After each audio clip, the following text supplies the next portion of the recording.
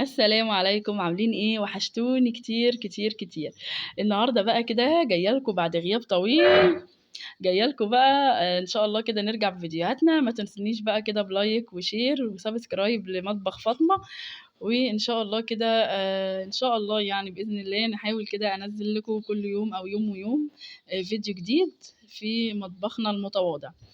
النهارده كده قررت كده إيه، أعمل بقى تشكيلة محاشي حلوة. أول حاجة كده جِبت البصل بتاعي وقُلت بقى وأنا واقفة كده زي ما أنتم متعودين معايا، أقطّع البصل كده في الحلة اللي أنا هاعمل فيها الخلطة على طول. هنعمل النهارده أحلى شوية تشكيلة محشي. باقول لكم بقى اللي أنا باحب أسيب الحتّة الأخيرة دي في البصل ما تقطعهاش غير لمّا تخلّصي تقطيع البصل، عشان هي اللي بتبقى ماسكة البصلاية بتاعتِك آآ لغاية يعني ما تخلّصي تقطيع خالص. فمعلومة كده إيه على الماشي، أنتم عارفين طبعًا واللي متعودين يسمعوني ويتابعوني عارفين إن أنا دايمًا كده باحب أقول معلومات في النُص، علشان اللي مش عارف يستفيد واللي عارف برضه يكون سامعنا وشايفنا.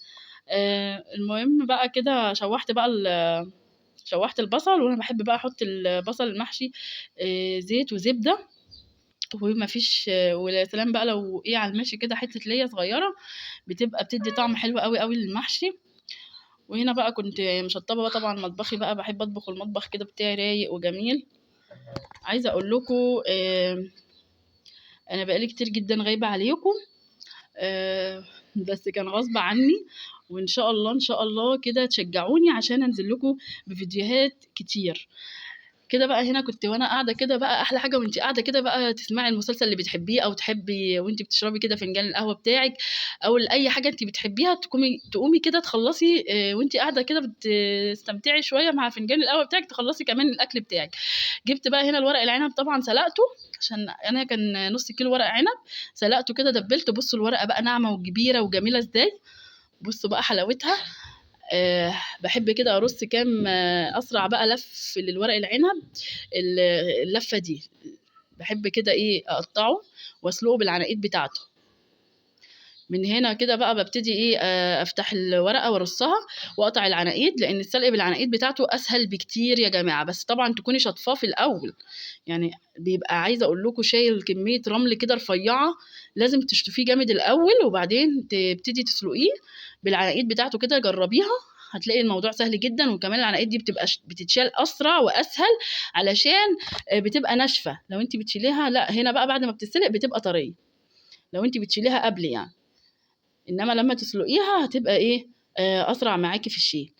وجِبت كده كيلو كوسة عشان ولادي الصغيّرين بيحبوا الكوسة، قُلت أقورها كده وأنا واقفة كده، ولازم كده تسيبي فيها شوية من اللحمة عشان تحسّي إن أنتِ بتقطمي الكوسة كده، تحسّي إن فيها لحم يعني. في ناس بتحب تقورها أوي، أوي، برضه الأكل ده رغبات وكل واحدة حسب إيه ما بتحب. وباحب كده أدّيها شكل من برّه كده بالمقوار، عشان برضه العين بتاكل قبل البُق. عايزة بقى كده تعليقات كتير، كتير ولايكات كتير علشان ارفعوا الفيديو ده يا جماعة. الفيديو ده بعد شهرين غياب، يعني شوفوا بقى اللي هيعزّني فعلًا هو اللي هيحب يتابعني هيحط لي لايك هيرفع الفيديو معايا. مستنية بقى تعليقاتكم الجميلة وكل آرائكم الحلوة وتعليقاتكم اللي كانت بتشجعني، وبجد بجد ما اتحرمش منكم أبدًا، ويا رب كده تفضلوا على طول كده مشجعينّي وإن شاء الله نكبر سوا.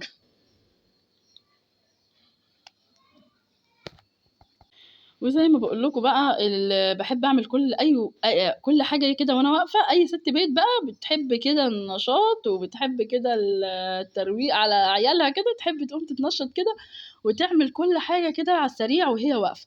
لكن لو قعدتِ وكسّلتِ هتلاقي كل حاجة معاكِ بصعوبة. وبالذات بقى لو قررتِ تعملي محشي، المحشي ده يعني لازم تكوني كده نشيطة، نشيطة يعني. النهارده بقى كده هندلّع بعض. لسه هتشوفوا معايا باقي الفيديو. هاعمل لكم أحلى طاجن ورق عنب تحفة، وتحتيه لحم الستيك أو هو اللي بيتعمل بفتيك يعني. هنا بقى كانوا عندي كيسين صلصة متصلّصين جاهزين في الفريزر. على فكرة الصلصة المتصلّصة دي بتنفع جدًا وبتنجز جدًا في الوقت الضيّق ده، يعني وأنتِ كده لو المحشي تقيل عليكِ وعندِك الصلصة جاهزة مش هتكسّلي أبدًا تقومي تعملي شوية محشي مشكّلين. ليه بقى؟ علشان أنتِ جاهزة، الصلصة جاهزة والخضرة هتتقطّع على طول وفي ثانية هتكوني مخلّصة. يا دوبك بس تحمير البصله وتحطي البصل بقى لازم يكون محمر شويه علشان يبقى الصلصه بتاعتك متسبكه، مديها لون كده احمر جميل. لان اهم حاجه في خلطه المحشي، طبعا انا عملت المحشي معاكم كتير قبل كده، واللي بيتابعني عارف ان انا بحب اسبك خلطه المحشي كويس جدا عشان تدي لون احمر حلو كده مع الرز، وتدي طعم كده حلو وجميل. طبعا بقى وانتي بتطبخي كده عفوا، وانتي بقى واقفه بتطبخي بقى، اهم حاجه كمان في خلطه المحشي شويه التوابل دي: بابريكا، شطه، كزبره، كمون، ملح، فلفل، شطه لو حابه تحطي شويه برضو بيطعم المحشي او الشطه. وانتي بقى واقفه كده بتعملي الاكل بتاعك تذكري الله كده وتستغفري كده ربنا، بجد الدنيا بتتفتح كده. اللي بيبعد عن ربنا يعني بتبقى حياته فعلا يعني ضيقة كده وحياته مش حلوة. احنا اصلا يعني ربنا خلقنا كده في اتصال بينا وبين ربنا طبيعي يعني. آم، تبقى روحك كده مرتبطة بربنا دايما، الحمد لله يعني. سواء بقى في السراء في الضراء لازم الواحد يحمد ربنا يرضى يعني بكل حاجة ربنا كتبها له، علشان بالذات في الأيام الصعبة، وكل يوم في يومنا بنعدي بحاجات صعبة، فالحمد لله دائما وأبدا. نرجع هنا بقى للطاجن الجامد ده. رصيت بقى ايه الطاجن بتاعي كده: بصل، حلقات بصل وحلقات من البطاطس وحلقات طماطم. وانا بقى ايه بحب كده ارص الرصه دي، بيطعم بقى تيجي تقلبي الطاجن بتاعك تلاقي الدنيا متطعمه شويه. طعمه بقى الخضار ده بقى اللي بتقطعيه من تحت بيدي بقى طعم للورق العنب ما اقولكوش، يعني بيدي طعم كده الطاجن بتاعك وبيخلي طعمه حلو. وكمان لما تقلبي يبقى الشكل كمان حلو. اي نعم هو ممكن طبعا تلاقي نص الخضار طبعا داب بقى مع التسويه، بس برضو بيبقى فاضل شويه حاجات. هنا بقى كنت متبله الستيك بتاعي لحم البفتيك، بس طبعا مش هنعمله بطريقه البفتيك العاديه، اللي هو اللحم اللي هو بيتعمل بفتيك ده ستيك لحم ستيك رفيع، يعني شرايح رفيعه من اللحمه. بحب كده ايه قلت اعمله بقى من تحت كده، احطه من تحت بما اني عملت ورق عنب ومتبله كمان انا بصراحه كنت ناويه اعمله بفتيك، بس قلت ليه ما اعملوش تحت طاجن الورق العنب، هيكون احلى واطعم بكتير مع ميه البصل مع البصلايه مع المستردة مع تتبيله اللحمه دي. عملتها ازاي يعني بقول لكم: دبس رمان ومستردة وملح وفلفل وبابريكا. هيطعم معاكي الاكل جدا وبتدي تتبيله حلوه، ممكن تسيبها يومين 3 حسب ما انت عايزه. حتى لو هتعمليها بفتيك عادي بالبقسماط برضو هي نفس التتبيله. اهم حاجه ميه البصل وبصلايه مبشوره صغيره كده بتطعم اللحمه جدا، وخل طبعا ما ننساش الخل. دي بقى الحته دي لقيتها عريضه شويه وما خدتش بالي وانا بتبلها، فقلت هقسمها برضو عادي وهنحطها وهتستوي برضو مع الورق العنب. بصوا بقى اللحمه حمرا من جوه جميله ازاي. هي تعبتني شويه بس الحته دي بس يعني. وعذرا بقى لو انا ملخبطه معاكم في الفيديو ده فبقالي كتير جدا ما عملتش فيديوهات ولا سجلت، انا حاسه ان انا نسيت كل حاجه يعني. بس بجد يعني بتفرق معايا قوي، انتوا بتشاركوني اليوم بيفرق معايا جدا يعني في اليوم، وتعليقاتكم الجميله بتشجعني قوي قوي قوي.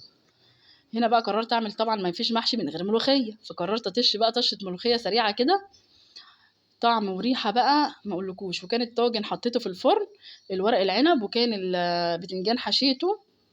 طبعا ما جبتلكوش لحظه الحشو دي لان كده كده ايه كلنا عارفين بنحشي ازاي. بالنسبه لورق العنب بقى انا عملت فيديو برضو قبل كده عن ورق العنب، وقلت لكم ازاي بنلف الطاجن، او معاكي حله كبيره هتلفها بسرعه بتحطي 5 ورقات معاكي على اي صينيه وتفردي. الناس اللي بتحب تقفل على طبق او على صينيه.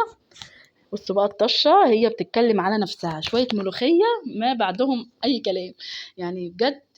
تسلم ايديا بجد كان طعمهم تحفه جدا. ودي كده خلاص الملوخيه خلصت، وهنخش بقى نقلب ايه الطاجن. بقول لكم بقى بالنسبه لتسويه الطاجن في الفرن، في ناس كتير سالتني ازاي بتسوي يا فاطمه الطاجن في الفرن. عادي جدا زي تسويه المحشي العادي. لو هتحطي شوربه تغطي بيها الورق العنب بتاعك وتغطيه بفويل او بغطاء المونيا او باي حاجه عندك هتغطيه، اهم حاجه تغطيه. لما يشرب الميه بتاعته تبتدي ترفعي الغطا وتسيبيه عادي يكمل في الفرن. هتاخدي طبعا صباع كده او 2 تشوفيهم استووا ولا لا، ونقول بسم الله. وكده الطاجن بتاعي خلاص جاهز للتقديم. عايزه اقول لكم ده غاب شويه علشان اللحمه كمان سبتها تستوي. بصوا بقى الطعم كان رائع والريحه ما اقولكوش، يعني يا ريتكم جيتوا وكلتوا معايا كلكم. وبصوا اللحمه عايزه اوريها لكم بس سخنه جدا، اللحمه سخنه ودايبه وحاجه كده تحفه. وبألف هنا والشفا عليكم، ويا رب كده دايما معانا في كل الاكلات. بصوا بقى الورق العنب، بصوا بيقع من كتر ما هو مستوي، حاجه كده تحفه. الطماطم بقى والبصل هما اللي كانوا لزقوا في الطاجن، بس كله تمام. واشوفكم في فيديو جديد، مع السلامة.